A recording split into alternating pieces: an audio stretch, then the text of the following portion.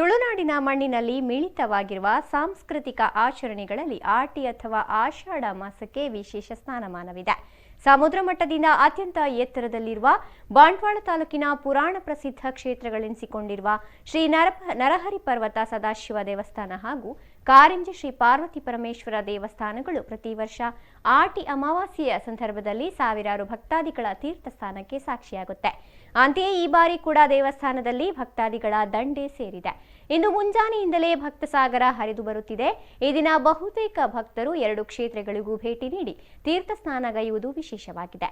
ಇನ್ನು ಆಟಿ ಕಷಾಯಕ್ಕೂ ಅಗ್ರಸ್ಥಾನ ದೊರೆತಿದೆ.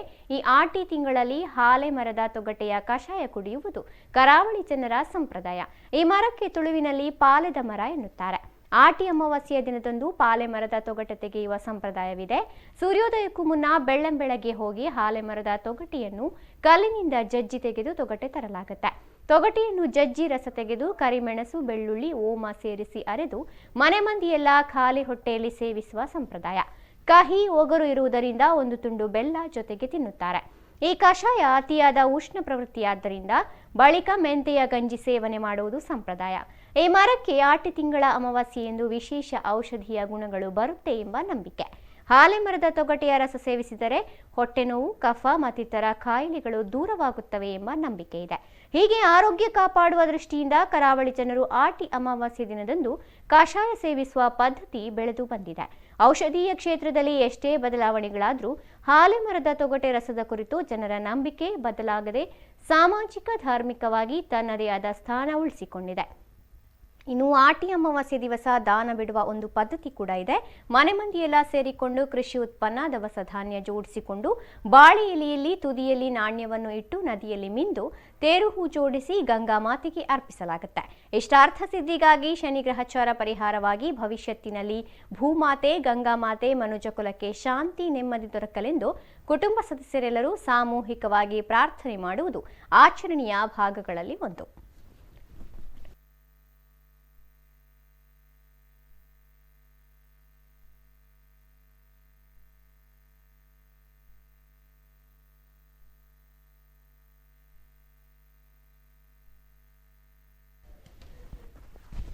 ಈ ಬಗ್ಗೆ ಹೆಚ್ಚಿನ ಮಾಹಿತಿ ನೀಡೋಕೆ ನಮ್ಮ ಜೊತೆ ದೂರವಾಣಿ ಸಂಪರ್ಕದಲ್ಲಿದ್ದಾರೆ ನಮ್ಮ ಪ್ರತಿನಿಧಿ ದಿನೇಶ್ ಅವರು. ದಿನೇಶ್ ಅವರೇ, ನಿಮಗೆ ಆಟಿ ಅಮಾವಾಸ್ಯೆಯ ಶುಭಾಶಯಗಳು.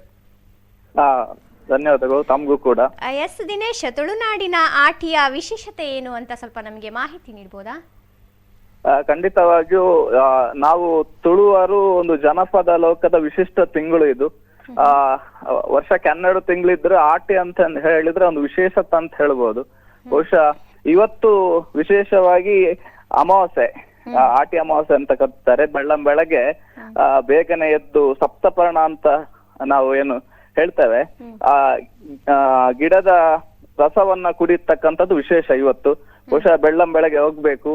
ಅದರಲ್ಲಿ ವಿಶೇಷವಾಗಿ ತುಳುವರ ನಂಬಿಕೆ ಏನು ಅಂತ ಹೇಳಿದ್ರೆ, ಇವತ್ತು ಒಂದು ದಿವಸ ನಾವೇನು ಕಷಾಯ ಕುಡಿತೇವೆ ಅದು ಇಡೀ ವರ್ಷಕ್ಕೆ ಆಗುವಂತದ್ದು ಮದ್ದುಗಳೆಲ್ಲ ಅದರಲ್ಲಿ ಶೇಖರಣೆ ಆಗುತ್ತೆ ಅನ್ನೋಂಥದ್ದು ನಂಬಿಕೆ ಇದೆ, ಬಲವಾದ ನಂಬಿಕೆ ತುಳುವರಲ್ಲಿದೆ. ಹಾಗಾಗಿ ಬೆಳಗ್ಗೆ ಕಲ್ಲಿನಿಂದ, ಅದು ಕೂಡ ಕಲ್ಲಿನಿಂದ ಮರದ ರಸವನ್ನ ತೆಗೆದು ಮಾಡ್ತಕ್ಕಂಥದ್ದು ವಿಶೇಷ ಅಂತ ಹೇಳ್ಬೋದು ಸುನೀತಾ. ಮತ್ತೆ ಅದರ ಜೊತೆಗೆ ಏನು ಕಷಾಯವನ್ನು ಇವತ್ತು ನಾವು ಸೇವಿಸ್ತೇವೆ, ಅದ್ರ ಜೊತೆಗೆ ಈ ಗಂಜಿಯನ್ನ ಉಣ್ಣುವಂಥದ್ದು ವಿಶೇಷವಾಗಿ. ಅದರ ಜೊತೆಗೆ ಇದು ಅಂದ್ರೆ ದೇಹಕ್ಕೆ ಉಷ್ಣತೆಯನ್ನು ಕೊಡುವಂಥದ್ದು, ಅದಕ್ಕೆ ಇನ್ನಷ್ಟು ಅದರ ಎಫೆಕ್ಟ್ ಜೀವಕ್ಕೆ ಆಗ್ಬಾರ್ದು ಅನ್ನೋ ದೃಷ್ಟಿಯಿಂದಾಗಿ ಅದನ್ನ ಮಾಡುವಂಥದ್ದು. ಮತ್ತೆ ನೀವು ಆವಾಗ್ಲೇ ಹೇಳಿದ ಹಾಗೆ ವಿಶೇಷವಾಗಿ ದಾನ ಬಿಡುವಂಥದ್ದು. ಆದ್ರೆ ಮುಂಚೆ ಹೇಗಿತ್ತು ಅಂತ ಹೇಳಿದ್ರೆ ತೊರೆಗಳೇನಿತ್ತು, ಹಳ್ಳಗಳೇನಿತ್ತು, ಇಲ್ಲಿ ತುಳುನಾಡಿನಲ್ಲಿ ಪ್ರತಿ ಹಳ್ಳಿಯ ಮನೆಯಿಂದಲೂ ಕೂಡ ದಾನ ಬಿಡುವಂತದ್ದು ಇತ್ತು. ಅಂದ್ರೆ ಅಲ್ಲಿ ಬಿಟ್ಟಂತ ದಾನ ಅದು ಗಂಗೆ ಮಾತೆಗೆ ಸಮರ್ಪಣೆ ಆಗಬೇಕು, ನದಿಗೆ ಹೋಗಿ ಸೇರ್ಬೇಕು ಅಂತ ಒಂದು ನಂಬಿಕೆ, ಬಲವಾದ ನಂಬಿಕೆ ಇತ್ತು. ಆದ್ರೆ ಇವಾಗ ಅದೊಂದು ಕ್ಷೇತ್ರಕ್ಕೆ ಸೀಮಿತವಾಗಿರುವಂತದ್ದು ನಾವು ನೋಡ್ತಾ ಇದ್ದೇವೆ. ಬಹುಶಃ ಎಲ್ರು ಆ ತೊರೆಗಳನ್ನ ಬಿಟ್ಟು ಕೇವಲವಾಗಿ ಕ್ಷೇತ್ರದಲ್ಲಿ ಇರ್ತಕ್ಕಂತ ಕೆರೆಯಲ್ಲಿ ದಾನ ಬಿಡುವಂತದ್ದನ್ನು ನಾವು ನೋಡ್ತಾ ಇದ್ದೇವೆ.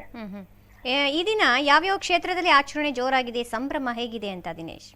ಬಹುಶಃ ನಾವು ತುಳುವರ ನಂಬಿಕೆ ಹೇಗೆ ಅಂತ ಹೇಳಿದ್ರೆ, ಮೂಲತಃವಾಗಿ ಎಲ್ಲರೂ ಶೈವ ಆರಾಧಕರು. ಶಿವನ ಆರಾಧಕರು ನಾವೆಲ್ಲ ತುಳುವರು. ಹಾಗಾಗಿ ಇವತ್ತು ವಿಶೇಷವಾಗಿ ಶಿವ ದೇವರಿಗೆ ಪೂಜೆಯನ್ನ ಸಮರ್ಪಿಸುವಂತದ್ದು ನಾವು ನೋಡ್ತಾ ಇದ್ದೇವೆ.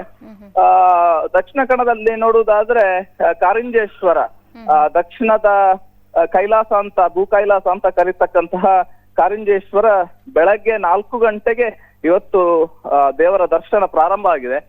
ಸಾವಿರಾರು ಭಕ್ತರು ಅಲ್ಲಿ ನೆರೆದಿರುವಂತದ್ದು. ಇವತ್ತು ಸಂಜೆ ತನಕ ನಿರಂತರವಾಗಿರ್ತಕ್ಕಂಥ ಅಲ್ಲಿ ಸ್ನಾನದ ಅಭಿಷೇಕ ಆಗಿರ್ಬೋದು ಅಥವಾ ದೇವರ ದರ್ಶನ ಆಗಿರ್ಬೋದು. ಮತ್ತೊಂದು ಕಡೆ ನಾವು ಬಂದ್ರೆ ನರಹರಿ ಪರ್ವತ, ಇಲ್ಲಿಯೂ ಕೂಡ ಶಿವನ ಆರಾಧನೆ ಆಗುತ್ತೆ. ಬಹುಶಃ ತುಳುನಾಡಿನಾದ್ಯಂತ ಎಲ್ಲಿ ಶಿವನ ದೇವಾಲಯಗಳಿದೆ ಅಲ್ಲೆಲ್ಲೂ ಎಲ್ಲ ಕಡೆಯಲ್ಲಿಯೂ ಕೂಡ ಇವತ್ತು ವಿಶೇಷವಾಗಿರ್ತಕ್ಕಂಥ ಪೂಜೆ ನಡೀತಾ ಇರುವಂತದ್ದು ವಿಶೇಷ ಸುನೀತಾ.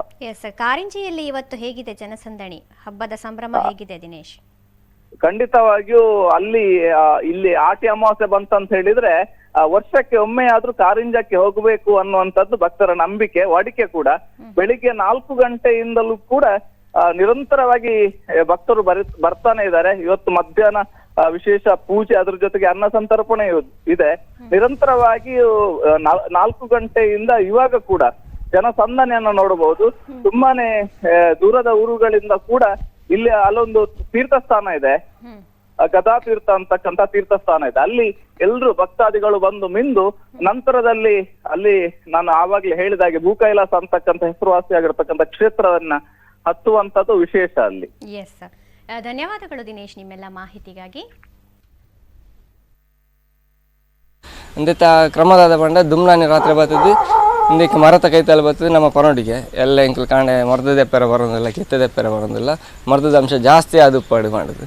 ಅಂಚ ದುಮ್ನಾನಿ ಬರ್ತದೆ ಪಂಡದು ಬೋದು ಮನದಾನಿ ಬೇಗ ಬರ್ತದೆ. ಐನು ಕಲ್ಲಿಡು ಕೆತ್ತದು ದೆಪ್ಪಡು ದಯಪಂಡ ಕರ್ಬ ಮುಟ್ಟಾರ ಬಲ್ಲೆ ಮರದದ ಅಂಶ ಕಡಿಮೆ ಆಪುಂಡು.